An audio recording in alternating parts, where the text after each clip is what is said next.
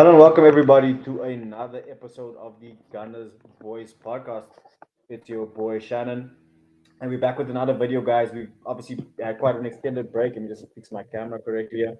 We had a bit of an extended break lately, guys. Obviously, it's been like almost a year since I've actually streamed. So yeah, it's been a minute. I'm very glad to be back. Um, I'm gonna be joined shortly by Dane. Miss Adam onto the stage here. Dane and I actually just both finished up on the Toxic show, which we are actually core members of. So if you want to check some of that content out, it's really good, guys. Obviously, opinions of different fans from different clubs. But we are here to talk Arsenal, nothing more, nothing less. Happy times in the camp. Dane, obviously, hope you're good, bro. We've obviously just come off a stream, so I know you obviously doing well. We have spoken. Look, and on the stream, we actually touched on the Fulham game, and I think that's where we're going to start today. Like I said, Craven Cottage Delight, it's a place we've struggled of late, and like you mentioned in the Toxic stream, it's actually the team we probably struggled the most against. You know, they had some draws at home, had some losses at their home ground, had some draws at their home ground. It's been a bogey team for us, and of late we've kind of, as they would say, exercise those demons of a few seasons. Just your overall thoughts on the game against Fulham, and what you look forward to seeing from Arsenal over the course of the next few games. I think the word that comes to mind is control. I think the control was there. Then we didn't have a shot on target for the second game in a row. With Fulham, they actually played very well in the first half, especially. I think we didn't have a very good first half. So the fact that they had a good first half but didn't have a shot on target didn't bode well for them in the second half. I think um, the way that we are kind of just like strangling teams at the moment. We're like a boa constrictor or like an anaconda, and we just kind of we position, we start to get close to a team, and then we just turn and we just turn and we twist, and then eventually we're killing teams. So it's just like it's really like I said to someone on one of the groups, I can't remember where, I said I don't mind if we win the league in a boring way or win the Champions League in a boring way. I am just so tired of not winning a major that if it's a more defensively minded season and we don't attack as much as like we did in 22-23 and 23-24 where we broke our goal scoring records but became second. I'd rather us score, not 90 or 89 goals, but say 80, like 75 or 80 and win the league. Like, so it's all about perspective, I think, like, and everyone's just so hungry and united. And there was a video where someone was showing all the different players celebrating Trossard's goal. It was a scrappy goal, but like just so beautiful to see everyone's reaction and how hungry everyone is.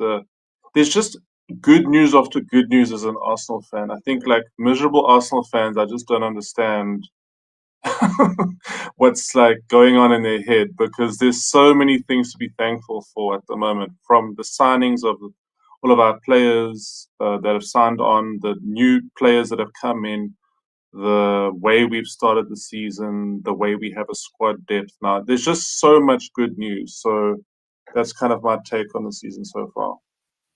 Look, bro, I think when it comes to Arsenal, I think even our own fans judge us weirdly. I was watching a stream with Turkish and James and Jordan. It's not actually the Forever. I think it's called the Loaded Cannon or something. It's a different. I've got the name of their new show. And Jordan was basically saying, like, set pieces aren't sustainable. But I'm like, guys, do you even watch the games? It's not like Arsenal are like running to the corner flag and kicking the ball of someone and playing for a corner. It's like the reason we get so many corners and we've had to actually become so good at them is because we actually dominate the game in opposition halves. So obviously, if you have the majority of the field tilt, you will probably be in the opposition's box or close to that area and getting these corners. And I think, imagine Arsenal were getting the amount of corners that we were getting and we weren't good at them. That would actually be concerning, because it's like you're not using an element of the game that's available to you. But football is a game of margins, and I think our manager particularly, he's always said he finds every single margin as a way to get further, and I think yes, we scored from a corner again, and people can say set piece of C again, and they can lament like that as us and label us as that. But I think why is it that it's seen as if Arsenal are not a creative team, as if we don't create chances? Like I said in the Talk Six stream, that if Gyokeres takes two of those chances in that game, he's got a brace, and Arsenal got 3 goals, two from open play. So in completely different story. So let's not pretend as if Arsenal are not getting chances. And another thing is that yes, we might not be getting as many chances, but other teams are getting no chances against us. That's the difference as well. It's like where we might not have that many, others are getting none. So I think that just shows the level of team we currently have. I think we are very, very much a team that I think is respected amongst other managers and other teams and professionals. But when it comes to pundits and fans, we troll like we are not a good team. Like us finishing second 3 seasons in a row is not a barometer to actually knock Arsenal and say we are a bad team. We are the most consistent team in the past 3 seasons. You get what I'm saying, bro? It's like we've consistently been second. And it's like, okay, every single season everyone says, no, that was your best chance. And then we come back and we look even like we come closer. Obviously last season was the anomaly because we had all the injuries and we kind of faded away. But I think we've shown our level again this season. We first, deservedly so. And I think the last 3 games have shown me so much. Like these are the games, and obviously we got Palace still, and then we've got I think Burnley and then Sunderland, which all will be tricky games in themselves. But the last 3 games, and I think maybe including Palace now in the fourth, we drop points in those reverse fixtures literally last season. Palace would be the last game we would need to reverse the score. You know what I'm saying? In order to literally have changed that, and I think like I said, that's what gives me confidence in Arsenal can win the league this season is that we show a level of maturity. And then you mentioned something about the feel good feeling in the team.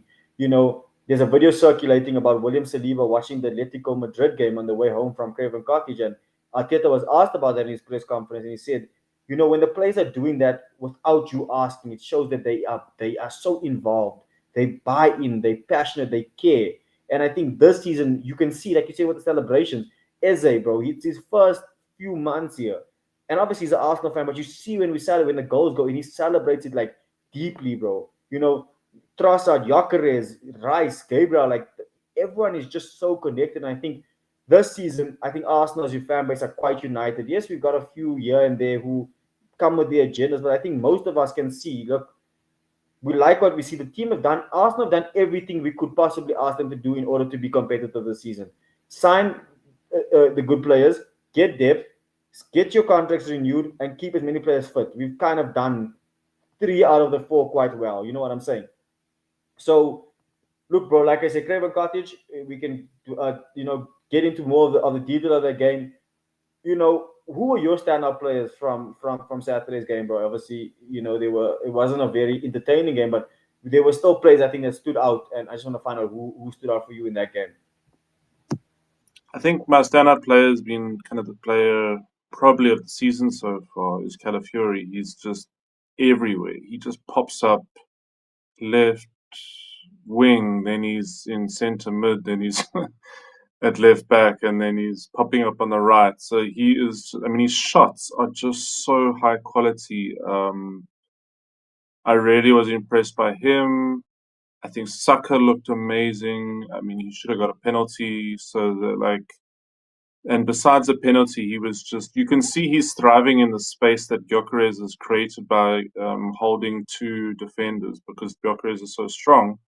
The 2 defenders have to mark Gyokeres because he's such a goal threat.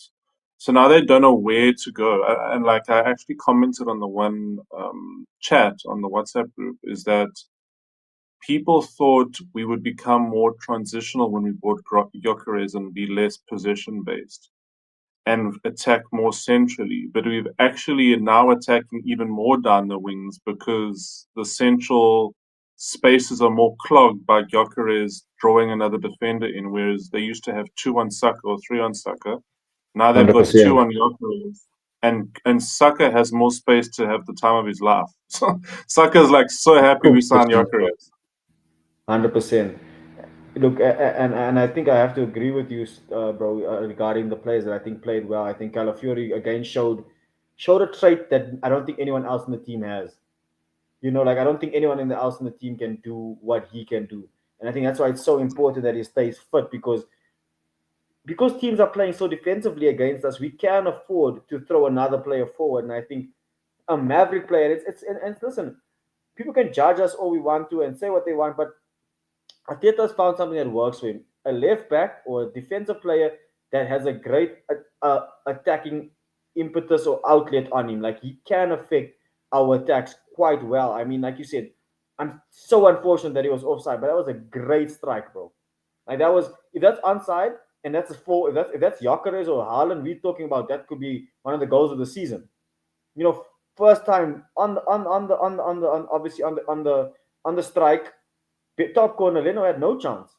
And there's a volley in the first half as well that just goes slightly over. His technique is so clean, and like I think a lot of people have raised Calafiori as the player of the season. For me, he's up there. I still put Timber as my player of the season purely because I think Timber's been doing it so consistently. Calafiori started well, but I think let's see can he do it for the next 15 games. I think Timber, bro, the last 50 games has been immense for us. Coming back from that ACL, and I think what he maybe doesn't give you in terms of the Ben White capability going forward yet, because I think he's still developing that in his game. Defensively, one on one, like Ben White cannot touch him on that aspect. Where I think the attacking is quite close, not too far off, but I think the one on one between the two defenders, I'm taking Timber all day. And look, bro, I want you to touch on Gyokeres. Look, because I think you brought him up, and I think it's very important that we touch on our striker. And a lot of fans are calling for a striker. A lot of fans are calling for this striker. Some fans are calling for Sheshko. Some, like myself, even call for Watkins. And I think people are quick to say that he's not scoring, so that means he's hindering us. And I think yes, he's not scoring, but I think Gyokeres, like you said, he's doing so much. And yes, you can never really quantify things off the ball, but like you said, occupying or just purely based off your reputation alone, being able to take two defenders with you, I think is a good thing. Where people, even if look, bro, he hasn't scored in how many games, but defenders are still saying we're not going to give that guy the chance. We're not going to let him run on his own. And Martinelli's looked a lot better this season. Trossard has looked a lot better this season. Saka, Madueke, like all our, like I said, our wide players have looked good this season, even though our striker in himself has not looked his best. So I think where he maybe doesn't get us the 30 goals, I still think 20 is attainable, 15 to 20. Because I do think, for example, he should score some of those chances he had on Saturday, if we be completely honest. I don't think those were difficult chances. Some of them, yeah, one Leno made a good save, the other I think he probably should score. But I think what he adds is that also the ability to run in behind, and that forces defenders to go with him because he's gonna give you that option. Because if you don't follow his runs and you let him run and if he's onside, he means clear and goal. So I think with Gyokeres, bro, I think there are things to be concerned about, but I think it's not necessarily a concern. I think there's just things we have to accept. He's not the most Arsenal player to play for Arsenal. You know what I'm saying? Like he's not that technical. So what? No. Yeah. Like I think the whole having to win it the Arsenal way is what's kept Arsenal back. Like we can win the league however we choose to win it, because no one is I gonna like that remember. point. I was going to bring it up earlier when you're talking about Arteta and the set piece thing, and that we doing Stoke stuff and whatever on the other podcast as well. Is that like you said about the margins? Arteta is obsessed with being excellent in every area of the pitch, and I think that's what I like about him as opposed to Wenger, who almost became so obsessed with having attractive football because he had that period where we had attractive football and we won the league. I think he felt he could bring it back and replicate it. And then the league changed, and Mourinho brought in rock solid defense and even a more like Pulis type kind of approach, and then won the league.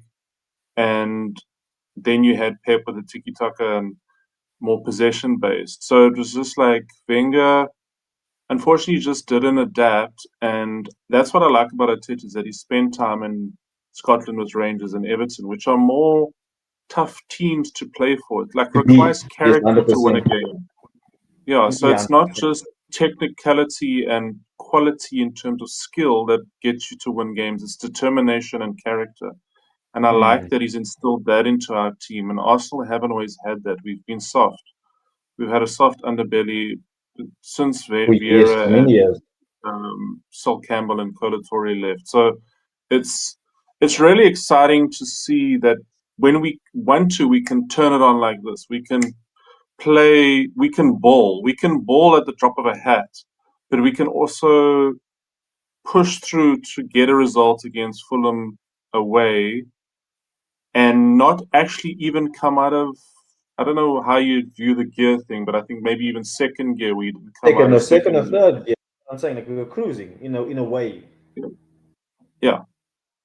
So it's very interesting. I think fans also haven't encountered this concept of the way Arteta views because he's a he's an idealist, but he's also very practical. So the idealism is like that he wants to be the best at lots of areas, but then he's Mm. also like in the nitty gritty, and then he's in the fan thing, and then getting win the dog, and like making North London forever. So like the idealism He's comes in saying the like he wants to percentages, eh? create a culture, yeah, but he wants to create a culture change and then make like the fans the 12th man, like Anfield has the 12th man.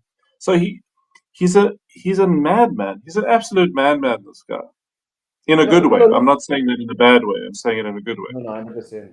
I totally get you, bro. And I think with Arteta, and I think that's what's also why I think he's got so many fans on board. Is like, you know what? You won't understand it unless you've been an Arsenal fan, where we actually were.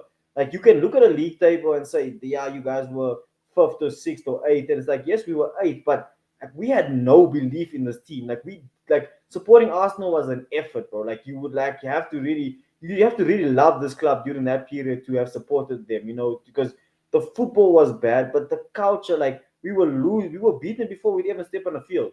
You know what I'm saying? You just knew, like, oh, we're gonna go to Anfield and lose 5-0 today. You get what I'm saying? And it's like now, it's like people call us arrogant as fans. It's like we're not arrogant. We just know how good we are because we know how bad we used to be. And you can Yeah, say that, yes, you can say we don't have the trophies to show for it, but I mean, I always argue this narrative. Like, yes, I understand the whole chat about trophies, bro. Don't get me wrong. I'll be the first to understand that. But like, you can still be good and not be the winner. It just means that someone else is better. Doesn't mean you're not good. You get what I'm saying? yeah, Like Messi, Ronaldo coming second in the Ballon d'Or doesn't mean he's a shit player, bro. It just means that Messi is better. You get what I'm saying? It's like, yo, bro, he's a really, really good player. There just happens to be someone better. And I think Arsenal have just found themselves in that unfortunate situation where we went against two dynasties in Liverpool and City, two teams that have been over the past 10 years the only ones winning the league. If it's not the one, mm, it's the other. And I think for Arsenal to have put themselves firmly in that little narrative is testament to Arteta. And people forget this is his first position, bro. This is his first job, and yeah, they won't admit it, but all their clubs are like United and Chelsea, and to an extent, are copying our blueprint.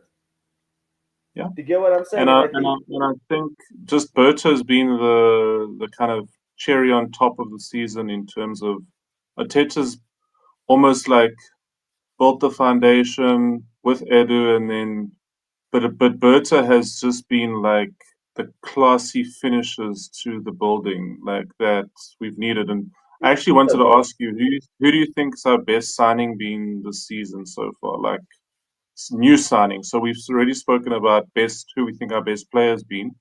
Of the new players, who do you think has been playing the best out of the new players? look, I think, okay, I'm gonna answer this in 2 points because I think you can say who's been playing the best or who's been playing the most consistent. I think the most Yeah, consistent has been Zubomendi. But for me, the best I think has been Mosquera because I didn't expect him to be as good as what he was, bro. Like Mosquera has really, really impressed me. But I'm like, whoa. Like there was a point I was even saying, Saliba, if you want to leave, can I get 120 million from Madrid and we'll sign you off? But the fact that Saliba signed, I was like, oh yeah, this is great. Like this is insane. You know what I'm saying? Like the fact that we got Saliba and then Mosquera, like, dude, there was a season we went from Saliba to Rob Holding, bro. Like, don't ever forget that. You know what I'm saying? Like And that's where we that's were.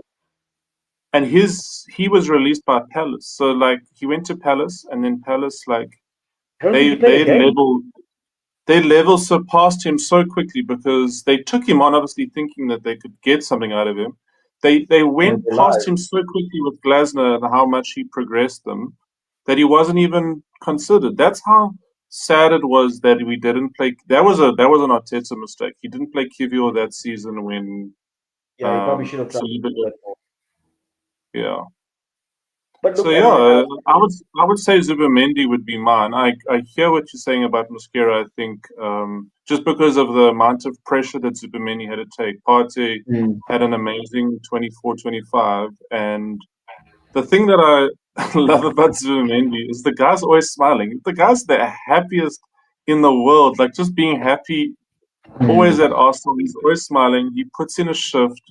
He's so consistent. He's passing. Like I knew he was I mean, I read articles that he was a dual monster and was press resistant. But the thing that I didn't realize was how good his passing was and how he cuts the lines and he And he forces the puts. pass. He forces that. Sorry, but he forces that forward pass. Yeah, I like that he does it. You know, it's like where I think sometimes we play the passes. You know, in our typical U shape.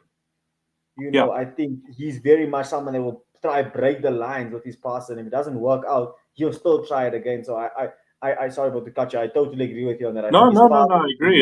Yeah, his passing has been so refreshing, and I think him and Rice are such a good compliment, bro. And for me personally, I think the ultimate midfield we'll have, and listen, people will be like, "How can you say that?" I think if Ethan was 2 years older, I think Eze. I mean, I think Ethan, Zubameni, and Rice and me would be my starting midfield with Eze on the left. Because I think mm, those two would give an Ethan playing off a Gyokeres or even a Havertz. I think Ethan is very much underrated in terms of his finishing. Like he's probably our top five finishers, genuinely. Like Ethan's yeah. ability to finish is insane. And I think this season, because of Odegaard's injuries, we will see Ethan get more minutes centrally. And I know we had this debate at the beginning of the season where you said, you know, you think he's more of a right wing. And I said, listen, to from the information I've seen, I think he's more of a 10. And I think he's more even like a false nine, kind of like a Julian Alvarez, Kunaguero esque kind of Yeah. player. So I think what Zubamendi would then add is be able to feed someone like Ethan on the half turn, who's exceptionally good at receiving on the half turn, and give him the opportunity to shoot, you know. And so I would actually have loved to see Zubamendi play in the same team as Jesus. So I think Jesus would benefit so much from someone Mm, playing to his feet. You get what I'm saying? Jesus is so good mm, with his back towards goal, so technical, and I'm actually, as much as I would let him go in January, from a purely like what he gave to us in that first season, I would love for him to stay with us and win the league and get a medal and being like, you know yeah. what, you leave on a free. Because I still think he's got something Another to offer. thing that I actually wanted to bring up was the whole concept of, borrowing from the terms from rugby, the bomb squad, where Arteta Mm, spoke about the finishers. Is I really 100%. like the mindset shift of this, that we're using the squad better this year and this season, and that he's obviously spoken to the players to say, if we win the league, you're gonna have to have everyone playing at their best for every moment of the game. And if you only Mm. get 30 minutes versus 60 minutes, or you get 40 minutes versus 50 minutes, you can't sulk. What are You you gonna can't, do? you gotta go on that field and win that game because it's still 0-0, or it's 1-1, or it's we losing and we got to get an equalizer.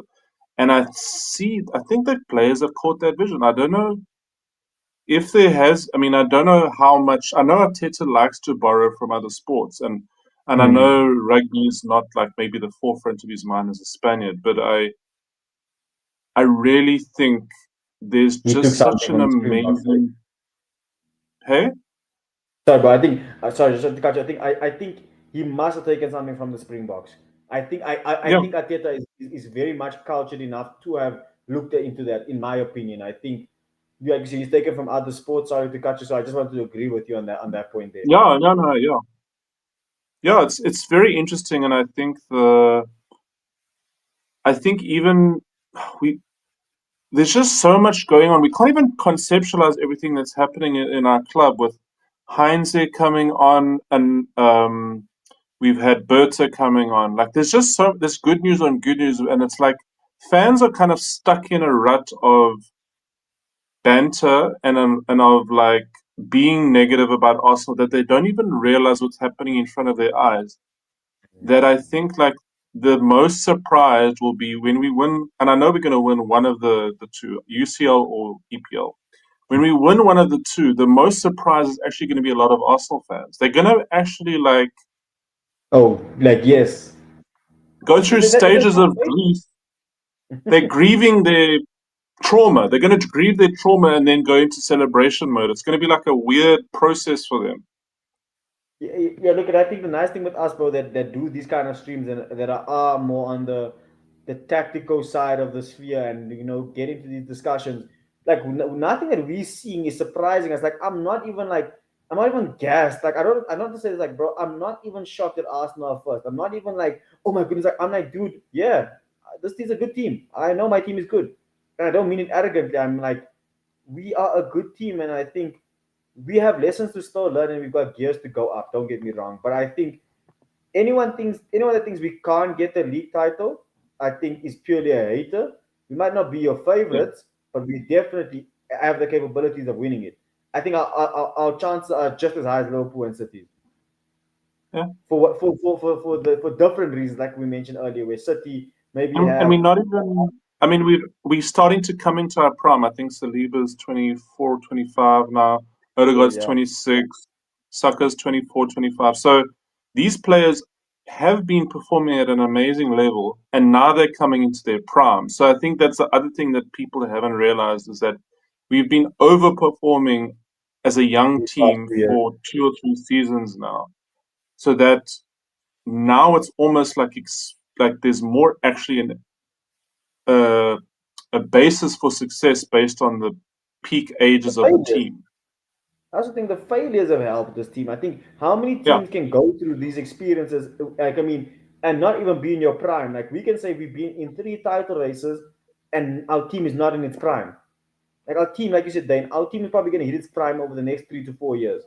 And I genuinely think, and I said it to a guy this morning, if Arsenal can win one league title, don't be shocked if Arsenal go on and win 2 or 3. And I don't mean it arrogantly, because I genuinely think we've set ourselves up so well with the current squad we have, with the ability to invest, with the contracts being signed, that like like you said, bro, the feeling around the club is one of expectation now, and it's not arrogantly expecting it. It's like, yo, we agree with it's you guys that I confidence. It's not arrogance, it's confidence. I think, and and I there's think nothing wrong with being confident. Like, confidence is a good thing, and we have so trust builds confidence. We can trust Arteta, we can trust Saliba, we can trust Saka.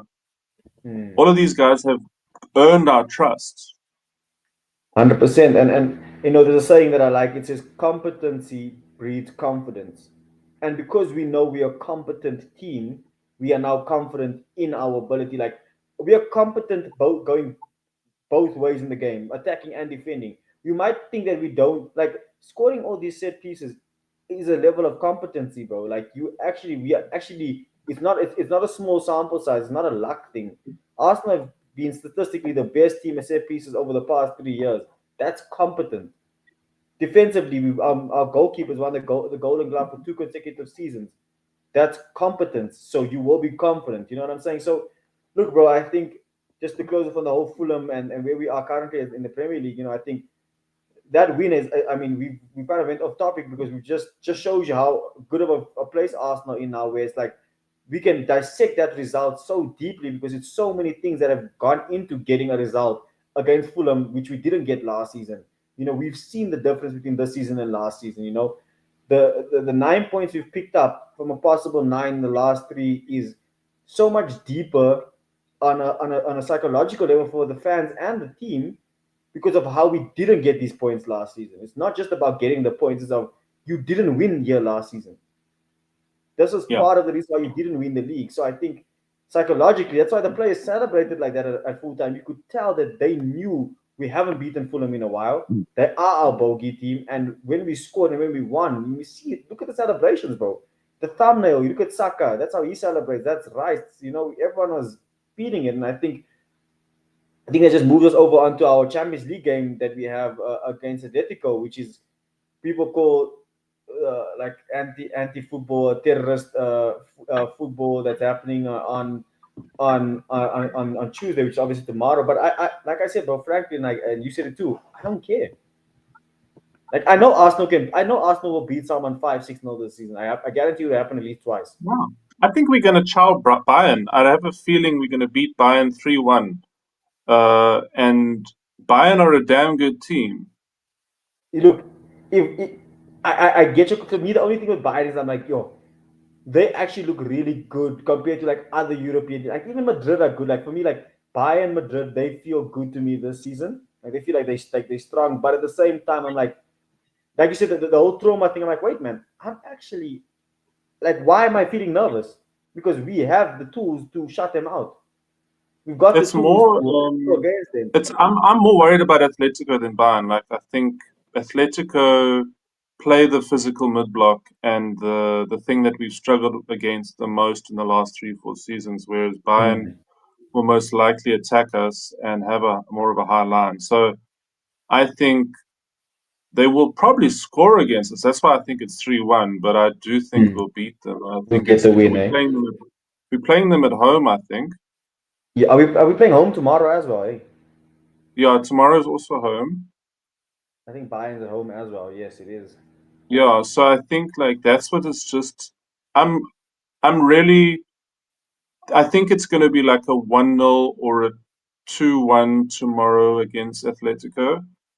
It's like they are so good at the moment. They're playing so well. I mean, they beat Madrid 5-2, didn't they? They did. I just want to see what their last result is. I'm still here. Yeah, so I mean, Alvarez has just been balling, and it's going to be a chess match. I think when people say it's going to be a rumble and it's going to be all of those things, like it's just lazy analysis. Like the level of detail that both of these managers put in, that they are both physically strong teams, they are both technical teams. It's going to be an amazing chess match, and I think 100%. that's And sorry, what but people are underestimating. sorry, I'm just looking at the results. Look at Atletico. I mean, since the start of the season, I mean, they lost their opening game. They didn't win their first league game until they so one, two, three, their fourth league game, right? They lost one, drew two, won one, but then lost against Liverpool, drew against Mallorca, then won 3-2 against Vallecano, then won against Madrid 5-2 and Frankfurt 5-1. So they picked up there, but then they drew they drew two games and then they won the other game on Saturday. So they've been quite inconsistent. So I'm not really sure what to make of Atletico. So that's why I'm like, you know what? I just want us to win tomorrow. It matters that we just win. You know, at this point of the Champions League campaign as well, like for me, form comes in the second half of the season. I think results is now. Like you just try to get the results in the first chunk of the season and the end of the season. You also just worry about results. But the middle part, from maybe like December up until March, is where you worry about how your form is. And then from April till May, it's just about getting the results. You know, so I think tomorrow's going to be an interesting game. I think Atletico have got a lot of good players, you know, both in offense and defense. You know, great goalkeeper Jan Oblak, experienced centre back in Jimenez. Obviously, they've got Koke still. They've got your Griezmanns and your Julian Alvarez's, bro. So they've and I mean Solot, the other striker that they got. So they've got the players capable of hurting us. But look, bro, would you be making any changes from an Arsenal perspective? How would you approach the game tomorrow against Atletico? That's a good question. Yeah, that's a good question. I think I'd probably stick with the team. I would actually probably I'd probably drop Eze and put Marino in midfield, and then that will drive some of our fan base mad. Hmm. Um, Hey, and horses for have courses, him bro. have him arriving late. We want to control the midfield, and I think he's going to provide that for us, win the duels, all of that. And I would probably play as a left wing and bring Take out Martinelli Trossard. on against tired legs. And even though Trossard has been playing well, I don't know. It's even like a gut thing. I just don't feel like a Trossard versus Atletico.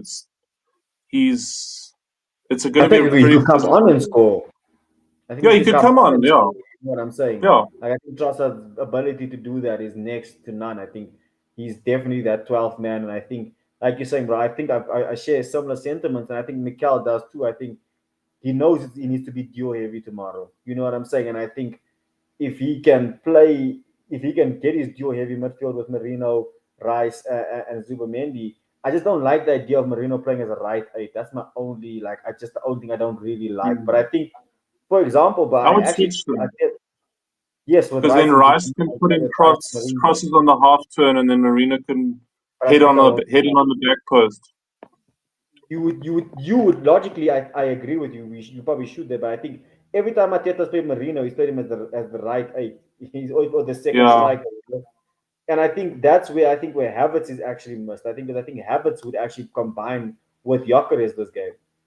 I think that's true. Arteta's They not would play out Havertz in strategy. midfield, or Yes, midfield slash perhaps in second midfield. striker. Yes, exactly. And I would tend to agree with that because I think you could get someone like Eze and someone like Saka creating from the wide areas for Gyokeres and Havertz to be in and around the box. I think they would benefit a lot from that. So look, I think what Ateta does tomorrow, I think will raise questions one way or the other because fans will say, but no, you should start this guy because of this, and you'll never please everybody. But what I do think we can say is that whatever team we put out there, I expect a good performance because that's what I think we are capable of doing. We are capable of fielding any team now, you know, that we put out and expecting a certain level of performance. And I think that's how you know you've grown in stature as a team. When you can put anyone in any position and the drop of quality is not there. So look, I think Atletico is going to be an interesting game. I think it's still very early on in the Champions League campaign, and if we saw anything from last season, it doesn't really matter what you do in the group stages because PSG were poor and they end up winning it. So It's look, we different mentioned though about this year now. They've got if you are the top four, you get a guaranteed home semi-final last, then a guaranteed home quarterfinal. So they changed that this year. I think Arsenal actually protested. yes, because obviously we had to play Madrid at home first, and we had to play PSG at home first, PSG. and we Yeah, finished like in the top four. And I think that's I think yeah, that's look, I think that's quite fair, and I think I yeah, think like I said, the main thing is just to get all our wins. I mean, if we can win the next, let's say we go through the Champions League campaign unbeaten, but we've won and scored only a handful of goals, but we've won all the games or majority of the games, like 8 out of 10. I'm more than happy, and I think like I said, currently it's all about results. Performances will come, or like our quality will show when it's needed. I think now it's just about getting the results, and getting a cluster of results, in my opinion. Because sometimes yeah. you don't always play well in a cluster of 10 wins, but you got 10 wins somehow. Six might have been very average performances, and four might have been sublime or whatever the breakdown is. But I think it's very important that Arsenal do that. Um, And I won't even be so mad if we draw. I think we will win, but I'm not even mad if we draw against Atletico because I think we've had such a tough start with the amount of tough fixtures that it's actually okay if we because the fixtures later on. I mean, we're playing that Kazakhstani team, and yes, at least we're playing them at home. yeah, we're playing them at home, and then we're playing who else are we playing? It's Bayern, and then it's anyway. So I just feel like I'm really not stressed, and I think I've mentioned more about the UCL. Like a lot of guys are keen on the league and think we're going to win the league. I'm still stressed about PGML, and I just have more faith that we can get something in the UCL. And I know it's a bigger hurdle because we've never won it before. Never won it before. No, But 100%. it's like 17 games, basically, 17 or 15 or 17 games that you have to To win be good in. most of them.